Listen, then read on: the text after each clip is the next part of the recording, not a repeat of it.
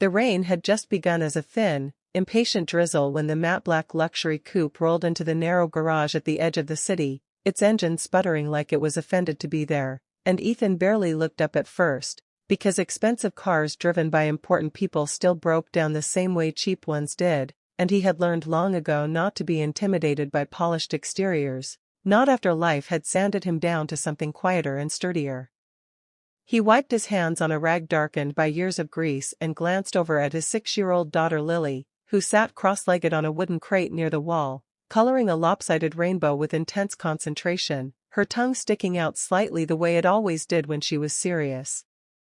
The garage smelled of oil, metal, and damp concrete, and the radio hummed softly with an old song he didn't remember the name of, just the feeling it used to give him.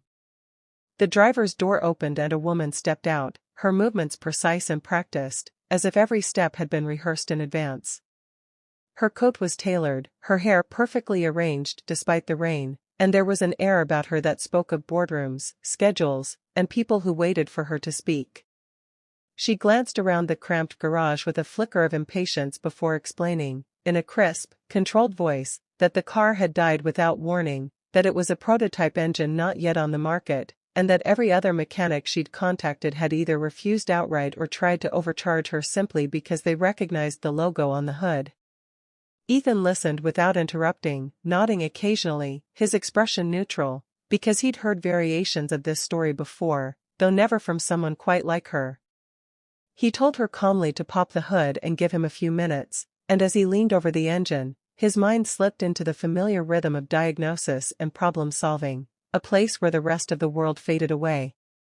He noticed almost immediately that the issue wasn't catastrophic, it was subtle, the kind of fault that confused computers but was obvious to someone who trusted their hands as much as their tools, a faulty sensor misreading temperature and triggering a cascade of errors.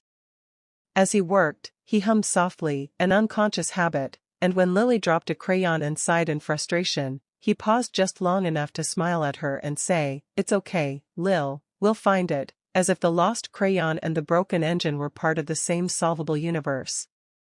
He was aware of the woman watching him, but not in the way he usually felt people like her did. There was no condescension, no boredom, only a strange, focused intensity, as though she were trying to remember something important she'd misplaced. When he finally straightened and turned to explain what he'd found, his voice calm and professional, something shifted. The woman went very still. The rain outside seemed to soften, the radio crackled, and for a moment the garage felt too small for the weight of the silence that settled between them.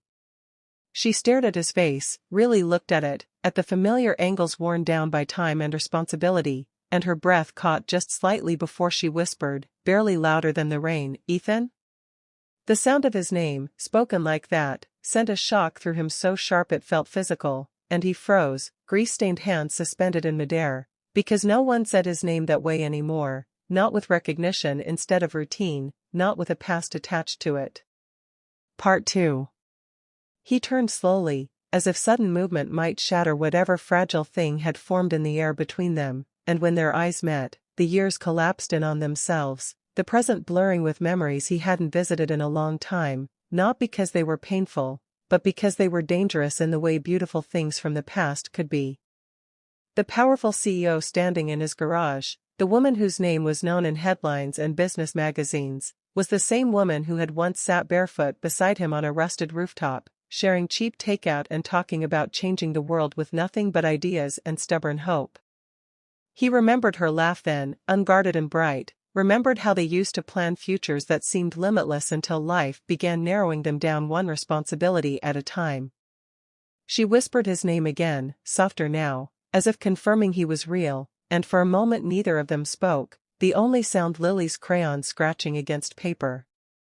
When Lily finally looked up and smiled shyly, waving with a small, grease-smudged hand, something in the woman's carefully constructed composure cracked. She knelt instinctively to Lily's level, introducing herself with warmth that felt startlingly genuine, and Lily, satisfied, went back to her drawing, already deciding this grown-up was safe. The woman stood again and looked at Ethan with eyes full of questions she didn't ask, apologies she didn't yet know how to say, and when she finally spoke, her voice trembled just enough to betray the armor she wore so well. She said she had looked for him once, years ago, that she'd thought he'd disappeared, and Ethan listened quietly, explaining without accusation how his father had fallen ill, how staying had stopped being a choice and become a duty, how life had unfolded into long nights, small apartments, and eventually Lily, who had become the center of everything. There was no bitterness in his words, just facts shaped by acceptance, and the woman absorbed them with a dawning understanding that surprised her. She watched him return to the engine, finishing the repair with the same careful precision she remembered from the days when he used to fix things for friends just because he could, and she realized then that while she had built an empire measured in revenue and influence, Ethan had built a life measured in quiet moments and steady love. When the engine finally purred back to life, smooth and obedient, she exhaled as if she'd been holding her breath for years.